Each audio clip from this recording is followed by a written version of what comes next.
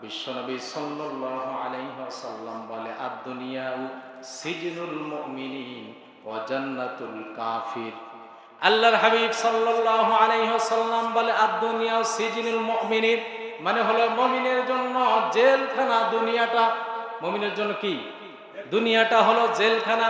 ওয়া জান্নাতুল কাফির, আর যারা কাফির, যারা হাউজে কাউসারের পানি পাবে না, পরকালে যারা কষ্ট পাবে, তাদের জন্য জান্নাতুল কাফির, তাদের জন্য দুনিয়াটা হচ্ছে একটা জান্নাত। কি জোরে বলে!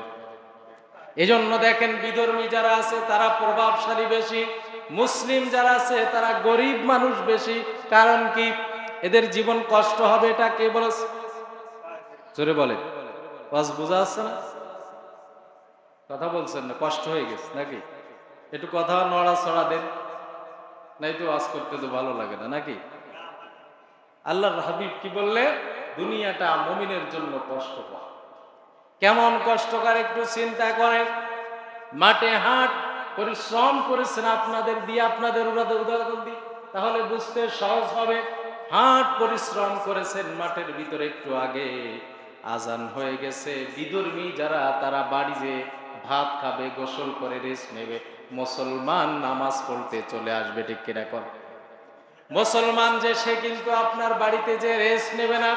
আজান হয়ে গেছে, কানের ভিতরে আজান পৌঁছে গেছে, বান্দা চিন্তা করবে দ্রুত মসজিদে যেতে হবে নামাজ পড়ার জন্য। এজন্য বিশ্বনবী বললেন যে এই দুনিয়াটা হলো মুমিনের জন্য একটা